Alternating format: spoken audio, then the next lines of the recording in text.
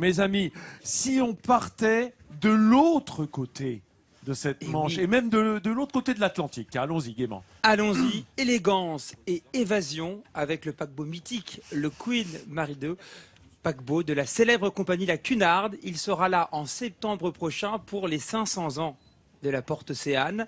Et d'ailleurs, il partira le 15 septembre pour une croisière de 7 jours sans escale, direction New York.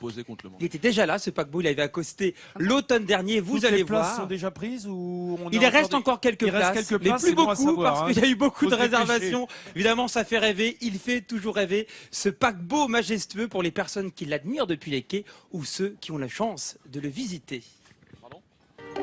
Ces escales au Havre sont rares, alors chacune d'entre elles déplace les passionnés.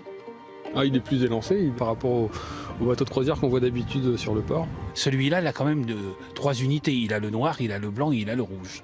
Et qui retrace quand même les couleurs de la Transat. Regardez son étrave, elle est belle. Regardez sa passerelle, elle est belle. La cheminée aussi. Et puis la Cunard, c'est mythique. Et à l'intérieur, le paquebot fait tout autant rêver. Un théâtre grand comme l'Olympia, un cinéma 3D, des restaurants gastronomiques et une réception flambant neuve. Après un mois de travaux et près de 100 millions d'euros investis, le Queen Mary II entretient sa légende. Regarde. Oui, il est très beau. Un luxe qui épate, et pourtant René a travaillé 12 ans sur le paquebot France comme chef de rang dans la salle à manger des premières classes. J'ai 25 ans de navigation, mais ça m'a fait encore rêver. Mais j'espère que dans peut-être 2 ou 3 ans, je ferai une croisière sur le Queen, parce que c'est vraiment un bateau exceptionnel. Vous savez qu'il vit avec ses souvenirs, vit 2 fois plus longtemps. Mais alors, un marin restera toujours un marin. Et les plus chanceux pourront embarquer dès le 15 septembre prochain du Havre, direction New York. Une transatlantique exceptionnelle à l'occasion des 500 ans de la ville du Havre. C'est un honneur d'être le capitaine de ce bateau unique, le seul qui a été bâti, pensé spécialement pour traverser l'océan Atlantique. Et l'année prochaine, cela fera aussi 177 ans que Samuel Cunard a envoyé pour la première fois un bateau de l'autre côté de l'océan. Alors perpétuer cet héritage, c'est pour nous très important. 500 places avaient été réservées pour la clientèle française et tout a été vendu. Nous allons un objectif maintenant de 700-750 passagers. Et ce sera pour la première fois que la France génère tant de passagers sur le Queen Mary II. Le rêve a un prix, entre 2500 et 3500 euros par personne les 8 jours d'une traversée historique. Héritage et tradition, puisque le Havre a vraiment un lien avec ces fabuleux paquebots années 20, années 30, avec l'Île-de-France ou encore le Normandie. Et bien sûr, un paquebot pour les années 1960, c'est le France. Il y a un lien viscéral entre le Havre et ce paquebot le France. C'était le port d'attache du France, le Havre. Et regardez d'ailleurs ces images qui nous rappellent encore de très beaux souvenirs ici au Havre. Et peut-être aussi pour toi, Vincent, car je sais que tu as un souvenir avec le France. Carrément, première visite au Havre pour voir mon oncle prendre le France pour aller à New York, effectivement. J'ai 6 jours de traversée, je crois, 6 ou 7 jours, enfin 6 jours environ. Et j'ai retrouvé le Norway il y a une vingtaine d'années dans une croisière que j'avais faite avec Jacques Martin, où on était allé régaler les passagers avec quelques bêtises, parodies, sketchs, etc. Voilà. Donc le France, c'est une image forte, et pour beaucoup d'entre nous, ceux qui nous entourent ici aussi, ça reste une image forte. Et puis on entend cet hymne, le France, bien sûr, qui est vraiment au cœur de tous les Havrais, de toutes les Havraises. Et vous disiez tout à l'heure, vous parliez du Norway, on rappelle qu'il a été démantelé en 1974, le France. Et bien quand le Norway est repassé par les côtes normandes, et bien pour beaucoup de Normands et pour beaucoup de Havrais, c'était vraiment un temps entre tristesse, on le voyait cette silhouette, mais il ne s'appelait plus le France. Donc il y avait vraiment une certaine tristesse, une grande émotion quand le Norway est revenu. Allez, on reste dans la mer, on quitte les paquebots et direction tout de suite, les grandes voiles, les vieux gréements, encore du rêve, avec ces 40 vieux gréements, car ils vont être ici, au Havre, entre le 31 août et le 3 septembre, pour, bien sûr, les 500 ans du Havre, et pour la dernière étape de la grande Tall Ship Race, la course des vieux gréements. Ils sont partis de Londres la semaine dernière, ils vont passer à travers les mers du globe, du côté de Boston, aussi du côté des Bermudes. Dernière étape, Halifax, au Canada, pour rallier le Havre ici en Normandie. Les grandes voiles du Havre, donc du 31 août au 3 septembre, une belle fête encore en perspective pour les 500 ans de cette porte océane. Et Jean-Baptiste, encore une autre initiative oui. pour les 500 ans, justement, autour de ces festivités. Et oui, c'est l'association L'Armoire, une très belle initiative comme on les aime ici à Midi en France, qui allie partage Je veux dire qu'on peut et traverser mémoire. l'Atlantique dans une armoire. C'est pas facile.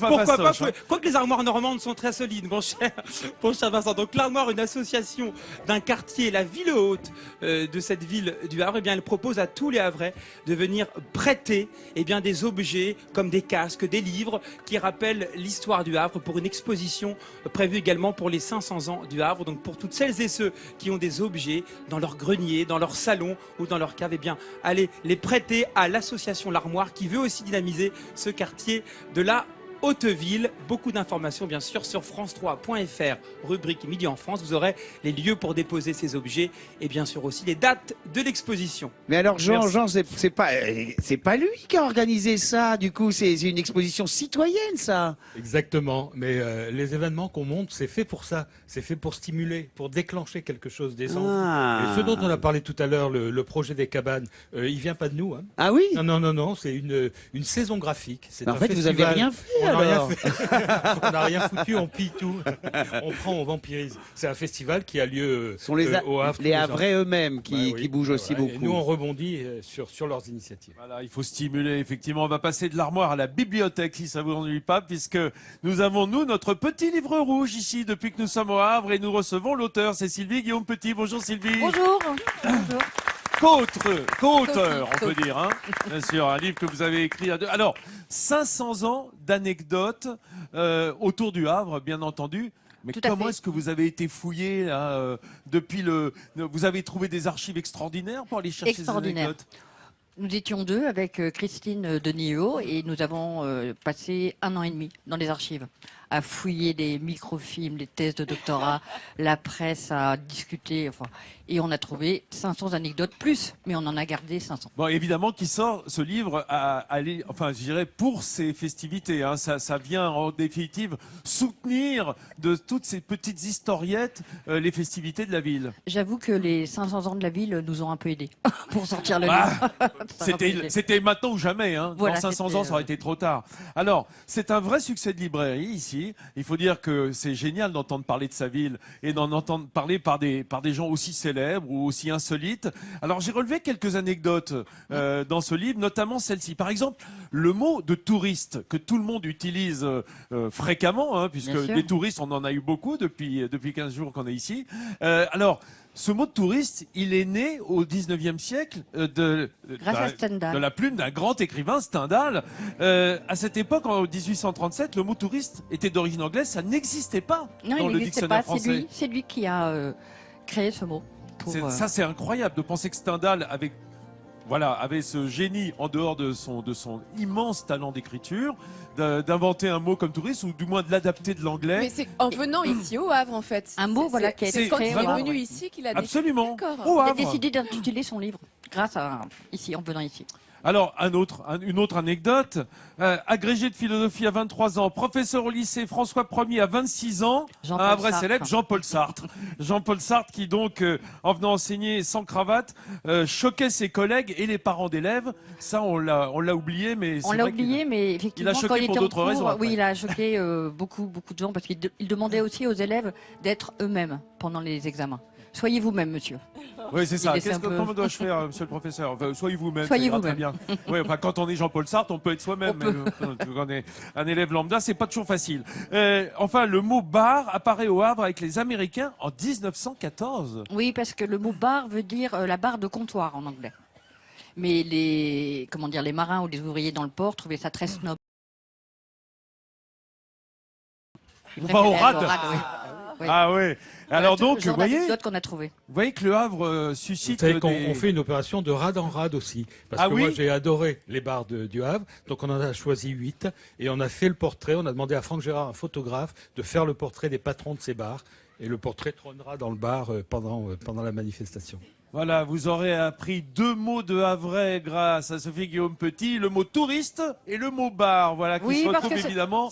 C'est vraiment un livre qui a été aussi possible parce qu'il y a eu un partenaire, il y a une imprimerie havraise. C'est vraiment une aventure havraise. Christine, le partenaire, Sabine Caran, l'imprimerie de la Petite Presse et Voilà, 100% Havrais. Voilà, c'est le petit guide du bien vivre pendant les festivités, pendant le 500e anniversaire. Merci Sophie. Merci.